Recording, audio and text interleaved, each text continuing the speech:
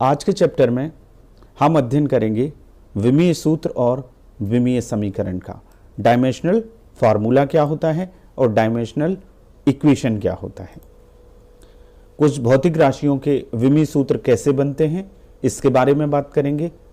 विमीय विश्लेषण के अनुप्रयोग एप्लीकेशंस ऑफ डायमेंशनल एनालिसिस को समझेंगे और कुछ विमीय विश्लेषण से संबंधित कुछ एग्जाम्पल करेंगे जो एग्जाम में आते हैं, उनको हम आज समझेंगे।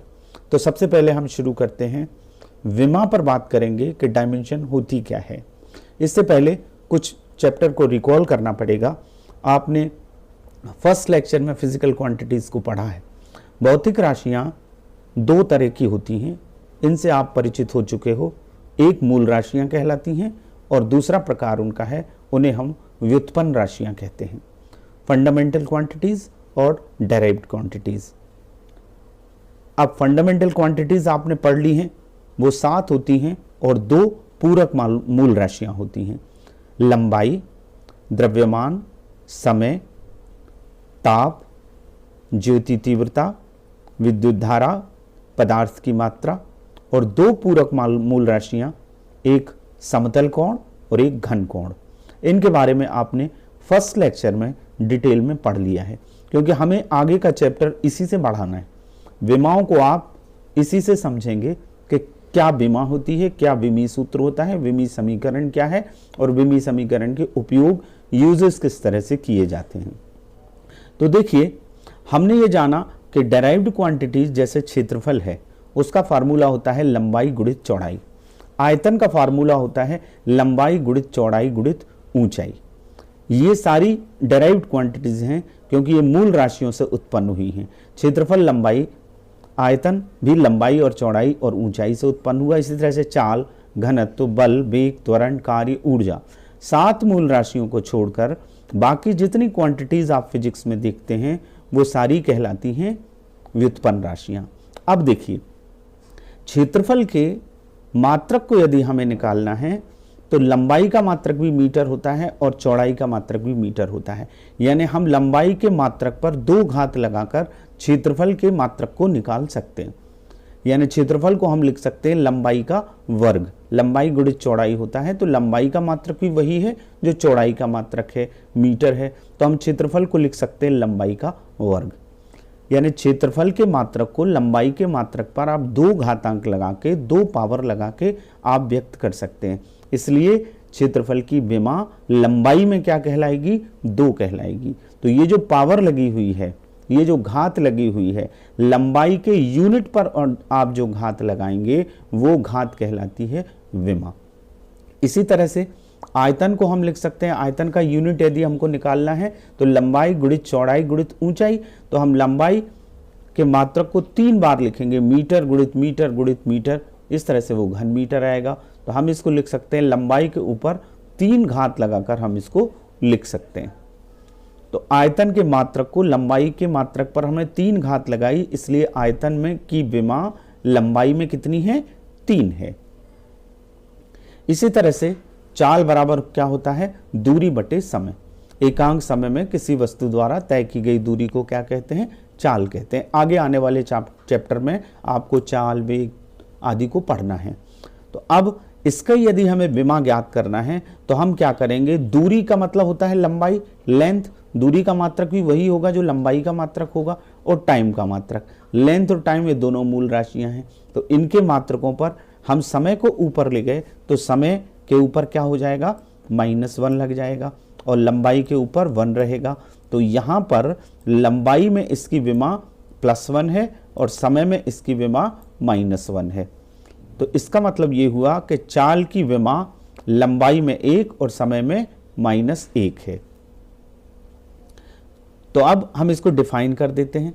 किसी भौतिक राशि के व्युत्पन्न मात्रक को मूल मात्रकों की जिन घातों द्वारा व्यक्त किया जाता है उन घातांकों को क्या कहते हैं? उस राशि की विमाएं कहते हैं। ये विमा की परिभाषा है, इसे अपनी कॉपी में नोट कर लीजिएगा।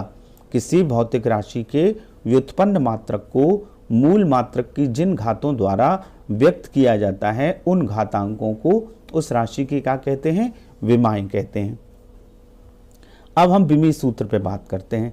देखिए तीन चीजें अलग अलग हैं, विमा अलग है, विमीय सूत्र अलग है और विमीय समीकरण अलग है। विमीय सूत्र और विमीय समीकरण में जरा सा अंतर है। विमीय सूत्र यदि हमें निकालना है तो हम क्या करेंगे, क्या परिभाषा लिखेंगे उसकी, किसी भौतिक राशि के व्युत्पन्न मात्रक का मूल मात्रकों से संबंध बताने वाले व्यंजक को उस भौतिक राशि का विमीय सूत्र कहते हैं। और इसको हमेशा हम बड़े कोष्टक में लिखते हैं, गुरु या बड़े कोष्टक में इसको लिखा जाता है। विमीय सूत्र क्या, व्युत्पन्न मात्रक का मूल मात्रकों से संबंध जो सूत्र बताता है वो विमीय सूत्र है, बड़े ब्रैकेट में लिखाता है। हमें अब आगे चल के हम बहुत सारी राशियों के विमीय सूत्र निकालेंगे, आपको क्लियर समझ में आ जाएगा कि विमीय सूत्र किस तरह से लिखते हैं और विमीय समीकरण किस तरह से लिखते हैं। जैसे क्षेत्रफल का विमीय सूत्र है, क्षेत्रफल का अभी हमने विमा देखी, लंबाई के ऊपर 2 घात लगी थी, तो यहाँ L के ऊपर कितनी घात लगी है, 2। M 0 है, M के ऊपर पावर 0 है, T के ऊपर पावर 0 है। किसी भी विमीय सूत्र को लिखने के लिए यांत्रिकी में, मैकेनिक्स में M, L और T इन 3 चीजों को लिखा जाता है। M द्रव्यमान, मास होता है, तो मास का जो मात्रक है द्रव्यमान का, उसकी जगह हम कैपिटल M लिखते हैं। टाइम का जो मात्रक होता है उसकी जगह हम कैपिटल T लिखते हैं। चूंकि क्षेत्रफल में ना तो द्रव्यमान है और ना ही समय आता है, केवल लंबाई आती है, लेकिन विमीय सूत्र लिखते समय इन तीनों क्वांटिटीज को, ये तीनों लेटर्स को आपको लिखना पड़ता है, भले ही वो उस भौतिक राशि के विमीय सूत्र में आ रही हैं या नहीं आ रही। क्षेत्रफल का हो गया। ऐसे ही आयतन का, लंबाई गुणित चौड़ाई गुणित ऊंचाई, तो L3 आया, L के ऊपर पावर 3, तो ये लिखाएगा M की पावर 0, L की पावर 3 और T की पावर 0। अब इसकी विमा यदि टोटल निकालना है आपको, आपसे ये प्रश्न पूछा जाता है कि आयतन की में विमाएं मूल मात्रकों की कितनी हैं, तो देखिए M के ऊपर यहाँ 0 लगा हुआ है। हम ये कह सकते हैं कि आयतन की विमा द्रव्यमान में 0, लंबाई में 3 और समय में 0 है। घनत्व का विमीय सूत्र होता है ML-3 T0, L के ऊपर -3, L की पावर -3, क्योंकि घनत्व होता है द्रव्यमान बटे आयतन। आयतन जब नीचे आता है तो L3 को हम ऊपर ले जाते हैं तो माइनस हो जाता है। आगे हम इस सूत्र को बनाएंगे, आपको समझ में आ जाएगा। इसका मतलब ये हुआ कि हम सातों मूल राशियों के विमीय सूत्र को किसी तरीके से लिखते हैं। वो तरीका क्या है, वो ये देखिए, ये लिस्ट है। द्रव्यमान के मात्रक को आपको लिखना है, विमीय सूत्र में यूज करना है, तो हम उसको क्या लिखेंगे, कैपिटल M लिखेंगे, क्योंकि इंग्लिश में इसको मास कहते हैं। लंबाई को कैपिटल L लिखेंगे, लेंथ बोलते हैं इसको। समय को कैपिटल T लिखेंगे, बड़े कोष्टक में ही विमीय सूत्रों को लिखा जाता है, ध्यान रखिएगा। ताप का मात्रक आप जानते हैं केल्विन होता है, तो इसको हम कैपिटल K लिखते हैं। विद्युत धारा का मात्रक एम्पियर होता है, तो हम विद्युत धारा के मात्रक की जगह विमीय सूत्रों में जो यूज करते हैं वो कैपिटल A करते हैं। ज्योति तीव्रता का मात्रक कैंडेला होता है, तो CD स्मॉल में लिखते हैं, और पदार्थ की मात्रा का मोल होता है तो MOL लिखते हैं। अब विमीय सूत्र लिखते समय 2 बातों का आपको ध्यान रखना है। विमीय सूत्र का मतलब समझ में आ गया, MLT वाले सूत्र, खास तौर से मैकेनिक्स की मैं बात कर रहा हूं, मैं यांत्रिकी की बात कर रहा हूं, उसमें इन 3 से हमें मतलब है। सारे सूत्र आएंगे उनमें ये 3 चीजें आएंगी, MLT। तो MLT वाले जितने फार्मूले हैं वो कहलाते हैं विमीय सूत्र। जब आप ऊष्मागतिकी में जाएंगे या ऊष्मा को पढ़ेंगे, हीट को पढ़ेंगे, तब टेम्परेचर वाली राशियां आएंगी तो वहां K का यूज होगा विमीय सूत्रों में। जब आप 12th में पहुंचेंगे तो आप करंट को पढ़ेंगे, इलेक्ट्रिक करंट को, तो वहां A का यूज होगा। हालांकि आपके बुक में सारे विमीय सूत्र निकालने का तरीका दिया हुआ है, तो ये सारी राशियां आपको आगे चल के समझना है। लेकिन विमीय सूत्र में 2 बातें आपको लिखते समय ध्यान रखना है, वो ये हैं, किसी भी भौतिक राशि के विमीय सूत्र को इस फॉर्म में लिखते हैं जो मैं आपको बता चुका हूं। M के ऊपर जो घात होती है पावर A, L के ऊपर B और T के ऊपर C पावर आएगी। यानी यहां यदि द्रव्यमान है तो द्रव्यमान के ऊपर जितनी घात आ रही है वो आएगी द्रव्यमान के मात्रक के ऊपर, लंबाई है तो लंबाई के ऊपर आएगी, और टाइम है तो टाइम के ऊपर आएगी। इनमें से जो नहीं है उस भौतिक राशि में यदि कोई मूल मात्रक भौतिक राशि में शामिल नहीं है तो उसकी घात क्या लिखी जाती है, शून्य लिखी जाती है। दैट्स वाई जब क्षेत्रफल का विमीय सूत्र हमने लिखा तो हमने इसको लिखा m0 L2 T0, क्योंकि क्षेत्रफल में ना तो द्रव्यमान है और ना इसलिए, लेकिन आपको लिखना ये इसी फॉर्मेट में है।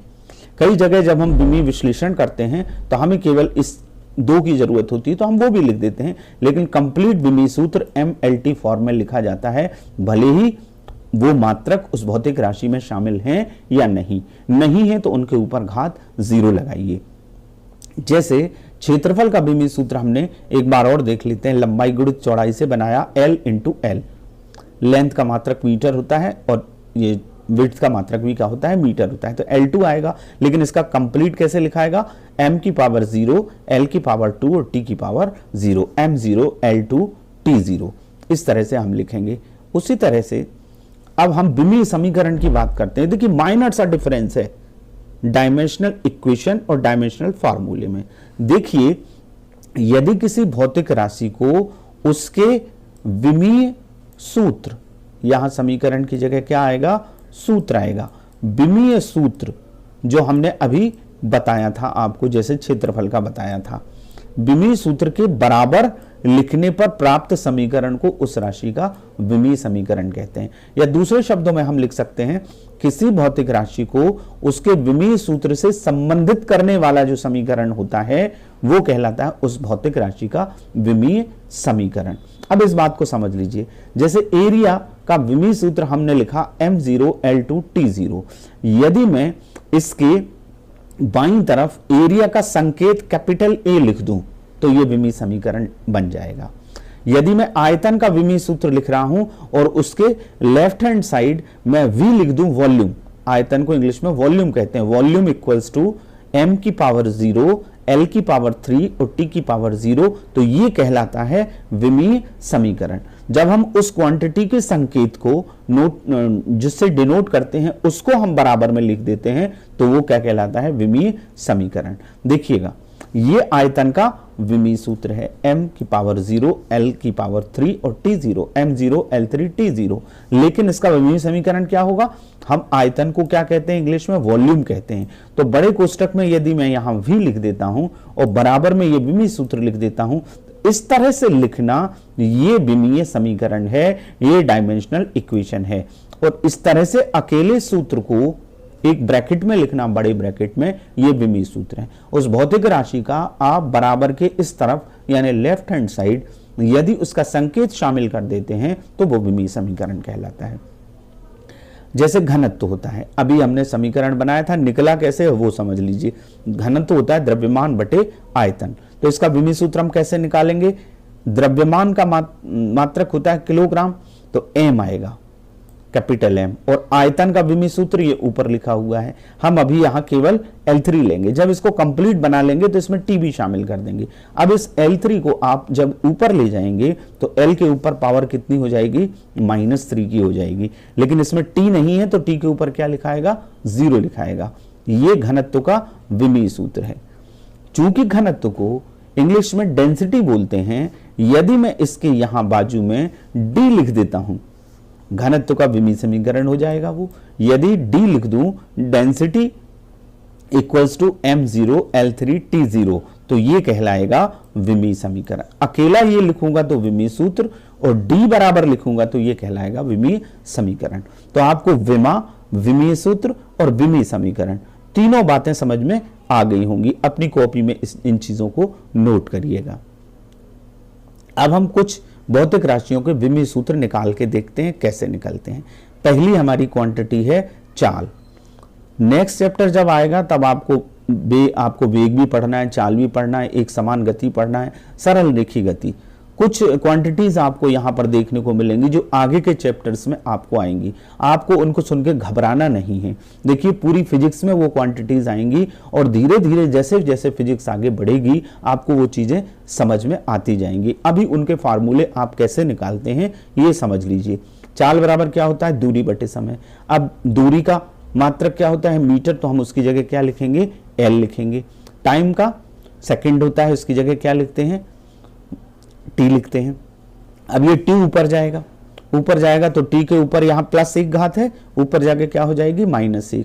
तो चाल का विमीय सूत्र क्या हो गया, LT - 1, LT की पावर -1। लेकिन कंप्लीटली इसको कैसे लिखेंगे, m0 LT - 1, m की पावर 0 LT - 1।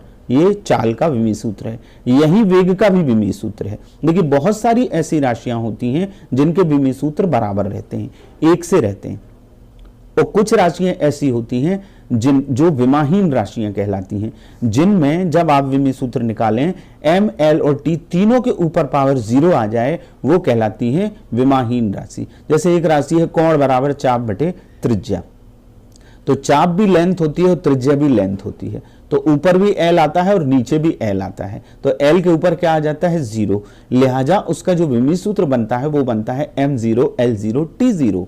तो ये विमाहीन राशि है। कोण क्या है, विमाहीन राशि है। ऐसे ही एक विकृति राशि होती है। तो हम दूसरा सूत्र बनाते हैं अभी, त्वरण। त्वरण नेक्स्ट चैप्टर में आपने पढ़ना है, 9th में, लेकिन आपने पढ़ा है वेग परिवर्तन की दर को त्वरण कहते हैं। तो ऊपर वेग आ रहा है, नीचे समय आ रहा है। अब वेग का या चाल का विमीय सूत्र क्या है, ये है। तो अब इसके ऊपर में हम क्या रख देंगे, LT - 1, और नीचे टाइम है, तो ये क्या आ जाएगा, टाइम आ जाएगा। अब इस टाइम को आप ऊपर ले जाएंगे, भाग में घात जब ऊपर जाती है तो वो ऋणात्मक हो जाती है। नीचे यदि ऋण है तो ऊपर जाके प्लस हो जाएगी, नीचे यदि प्लस की घात है तो ऊपर जाके माइनस हो जाएगी। यहाँ +1 है, कुछ नहीं लिखा है घात में, आपने ये गणित में इतना तो आप जानते हैं, कुछ नहीं लिखा है तो इसका मतलब है पावर कितनी लगी है, 1 लगी है। तो हमारा 1 ऊपर गया, तो -1 और -1 क्या हो जाएगा, -2। तो कंप्लीट सूत्र क्या लिखाएगा त्वरण का, m0 LT - 2। अब हम तीसरी क्वांटिटी देखते हैं, बल बराबर होता है द्रव्यमान गुणित त्वरण। न्यूटन का जब आप दूसरा नियम पढ़ेंगे तो ये बड़ा प्रसिद्ध नियम है, और ये डेरिवेशन परीक्षा में पूछा जाता है कि न्यूटन का गति का द्वितीय नियम लिखिए एवं इसके आधार पर सिद्ध कीजिए F बराबर ma। F बराबर ma का मतलब force equals to mass into acceleration. तो फोर्स निकालने के लिए ये फार्मूला है द्रव्यमान गुणित त्वरण। अब यहां त्वरण का विमीय सूत्र हम निकाल चुके हैं, वो ये है। हमें बल का निकालना है, तो आपको पता है द्रव्यमान को हम क्या लिखते हैं, कैपिटल M लिखते हैं, तो ये कैपिटल M आ गया। त्वरण का विमीय सूत्र क्या आया, LT - 2। यहाँ M आ गया था इसलिए हमने इसको पूरा नहीं लिखा, M की पावर 0 नहीं लिखा, क्योंकि M 1 आ गया। तो ये कंप्लीट फार्मूला क्या आ गया, MLT - 2। बल का फार्मूला आ गया, विमीय सूत्र MLT - 2, M के ऊपर 1, L के ऊपर 1, T के ऊपर -2। इसी तरह से संवेग का सूत्र होता है द्रव्यमान गुणित वेग। द्रव्यमान और वेग के गुणनफल को क्या कहते हैं, संवेग कहते हैं। तो द्रव्यमान का क्या लिखेंगे, m लिखेंगे। वेग का, ये जो चाल का विमीय सूत्र है वही काहे का है, वेग का। तो MLT - 1, तो हमारा फार्मूला आ जाएगा MLT - 1 संवेग का। कार्य का निकालें, कार्य बराबर होता है बल गुणित विस्थापन। तो बल का हमने ऊपर निकाल लिया, ये निकाल लिया, MLT - 2 बल का हम रख देंगे। डिस्प्लेसमेंट, विस्थापन दूरी जैसा ही है। नेक्स्ट जो चैप्टर आने वाला है उसमें आपको डिफरेंस पता चलेगा कि बल, दूरी और विस्थापन में क्या फर्क है। विस्थापन सदिश राशि है और दूरी अदिश राशि है। निर्दिष्ट दिशा में, स्पेसिफिक डायरेक्शन में जो डिस्टेंस होती है उसको डिस्प्लेसमेंट कहते हैं। तो डिस्प्लेसमेंट माने दूरी जैसा ही है, उसका परिमाण दूरी ही होता है, तो उसको भी हम लेंथ मानेंगे। लेंथ मानेंगे तो L आ गया। अब इसका आप गुणा करके देखिए, L का L में जब आप गुणा करेंगे तो L के ऊपर हमारी पावर क्या आ जाएगी, 2 आ जाएगी। ये 1 और ये 1, तो 1 + 1 क्या हो गया, 2 हो गया। तो कार्य का विमीय सूत्र होगा ML2T - 2। नेक्स्ट कुछ और क्वांटिटीज के हम निकाल लेते हैं। शक्ति बराबर होता है कार्य बटे समय। अभी हमने कार्य का विमीय सूत्र निकाला, वो आया था ML2T - 2। समय के स्थान पर क्या रख दिया, T रख दिया। अब आपको पता है ये +1 है, ये ऊपर जाएगा तो माइनस का हो जाएगा, तो इस T के ऊपर कितनी घात हो जाएगी, -3 की हो जाएगी। तो हमारा शक्ति का विमीय सूत्र आ जाएगा ML2T - 3।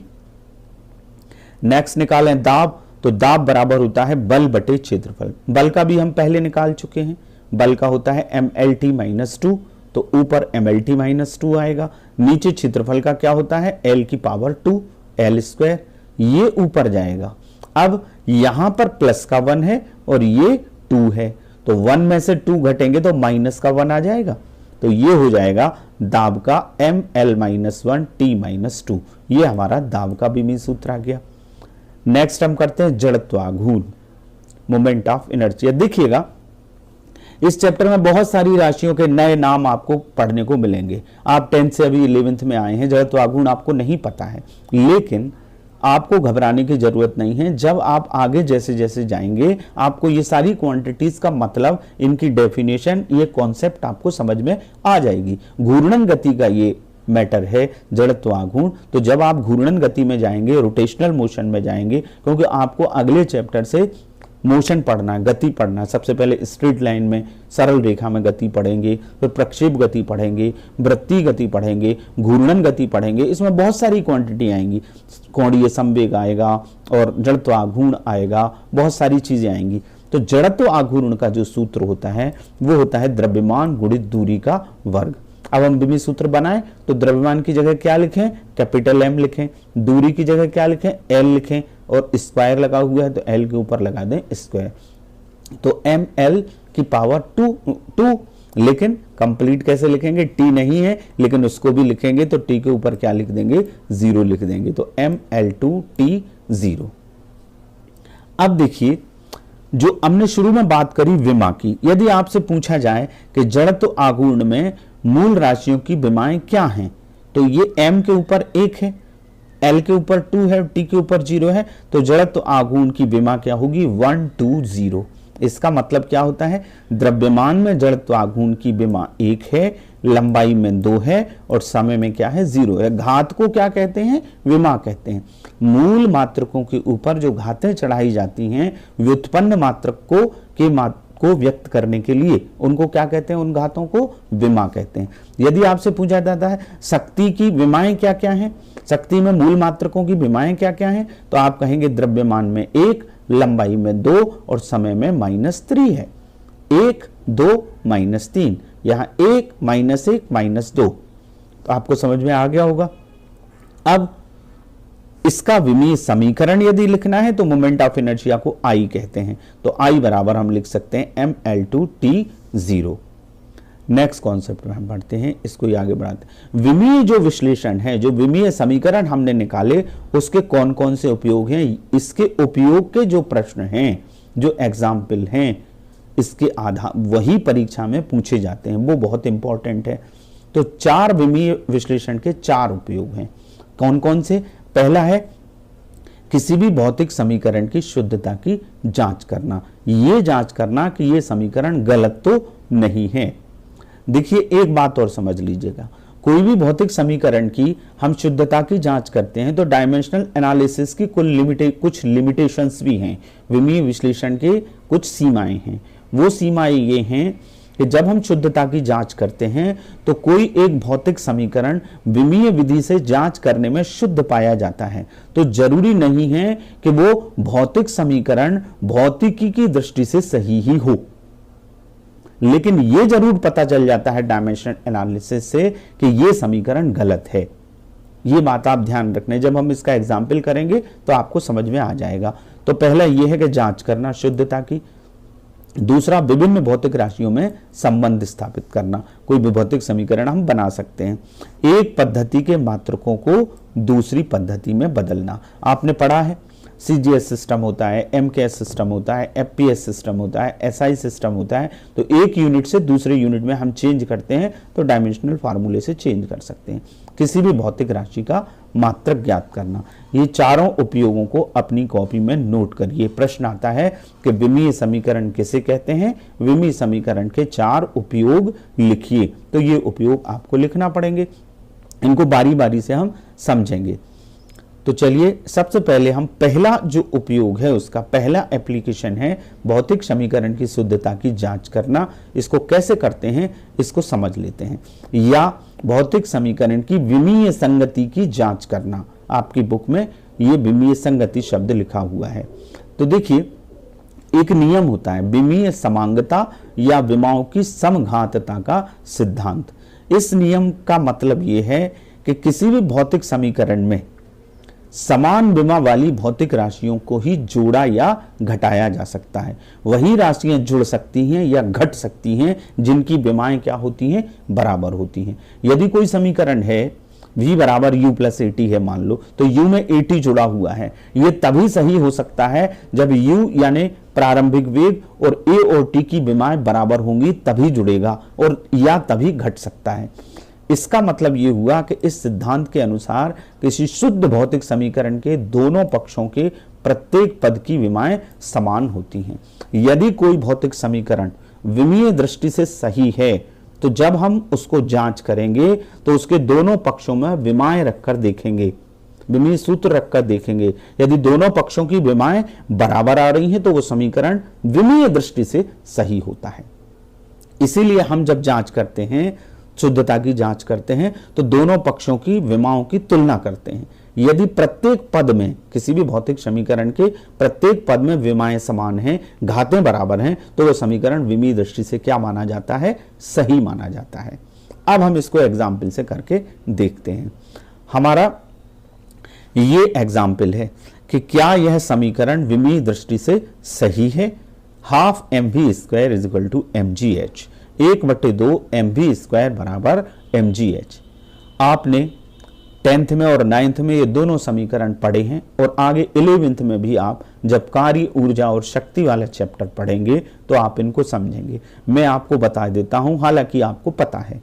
Half M V square गतिज ऊर्जा होती है और एम जी एच स्थितिज ऊर्जा होती है, गुरुत्वीय स्थितिज ऊर्जा होती है। तो ये समीकरण ये कह रहा है कि गतिज ऊर्जा स्थितिज ऊर्जा के किसी स्थिति में बराबर है। हमें ये जांच करना है कि ये वाला समीकरण डायमेंशनली करेक्ट है या नहीं है। तो हम क्या करेंगे, सबसे पहले ये समझ लें कि इसमें राशियां ये कौन कौन सी हैं, इनकी विमाएं हमको पता होना चाहिए। ये द्रव्यमान है, तो m की विमा क्या होती है, कैपिटल M। v क्या है, वेग है। वेग की विमीय सूत्र हमने अभी निकाली थी, तो वो विमा क्या होती है, LT-1। ये वेग का विमीय सूत्र है। अब हम यहां पर कैपिटल M की ऊपर 0 नहीं लिख रहे हैं, जहां आवश्यक होगी वहां हम लिखेंगे। LT-1 है। दूसरी तरफ देखिए G है, G को कहते हैं हम गुरुत्वीय त्वरण।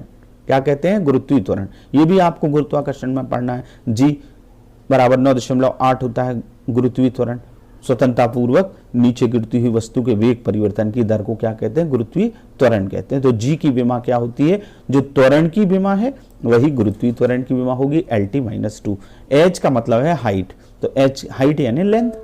हाइट को हम किस में नापेंगे, मीटर में, तो इसकी विमा क्या होगी, L। अब हम दोनों पक्षों में ये विमीय सूत्र, ये विमाएं रखकर देखेंगे। यदि दोनों पक्षों की विमाएं बराबर आ रही हैं तो ये समीकरण विमीय दृष्टि से क्या होगा, सही होगा। तो देखिए बाएं पक्ष की लेफ्ट हैंड साइड में क्या लिखा हुआ है, हाफ एम वी स्क्वायर। हमने 1/2 ये संख्या है, ये संख्या है, तो इसकी कोई विमा, इसको कुछ नहीं लिखना आपको, इसकी कोई विमा नहीं है, विमाहीन ये एक नियतांक लगा हुआ है, संख्या लिखी हुई है, तो उससे आपको मतलब नहीं। आपको मतलब है एम वी स्क्वायर से, और इस तरफ आपको मतलब है एम जी एच से। तो अब आप इसका विमाएं रखिएगा। तो स्मॉल एम की विमा क्या रखी है हमने, कैपिटल एम। v वेग की विमा रखी LT-1, और उसके ऊपर स्क्वायर लगा है तो हमने यहां स्क्वायर लगा दिया। अब आपको घातांक का नियम पता है, x की पावर m की पावर n होता है x की पावर m इंटू n। यदि घात के ऊपर घात है तो दोनों को क्या हो जाता है, गुणा हो जाता है। तो यहां 2 ऊपर लगा हुआ है, यहां आपको पता है 1 घात है प्लस की, तो इस 2 का अंदर गुणा होगा, तो ये आएगा m l की पावर 2 का 1 में गुणा हुआ 2, और 2 का -1 में हुआ तो -2। तो ये आया हमारे पास बाएं पक्ष में m l की पावर 2 t की पावर -2, ml2t-2।